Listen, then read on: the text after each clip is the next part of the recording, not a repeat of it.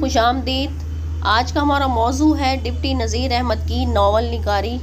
Deputy Nazir Ahmad novel نگاری کیسے کرتے تھے تو اس کو دیکھتے ہیں۔ ڈپٹی نذیر احمد کو نقادوں کی ایک معقول تعداد اردو کا پہلا ناول نگار شمار کرتی ہے۔ نقاد مطلب تنقید کرنے والا، آپ جانتے ہوں گے۔ معقول مطلب بہت تھوڑی سی تعداد، کم تعداد۔ ڈپٹی نذیر احمد کے ناول جزوی سطح پر ناول کے فن کی نمائندگی کرتے ہیں، چونکہ اردو میں سب سے پہلے سرشار کا افسانہ آزاد ہی ایک واحد مثال موجود تھی جس سے کوئی نیا ناول نگار اپنے چراغ روشن کر سکتا تھا۔ مگر ڈپٹی نذیر احمد نے انگریزی ادب کا جو براہ راست مطالعہ کیا، اس نے ان کے ہاں ناول کی بہت سی خصوصیات پیدا کر دیں۔ اچھا، اب یہاں پر رکیے، پہلے بات سنیں کہ ڈپٹی نذیر احمد کو ناول نگار شمار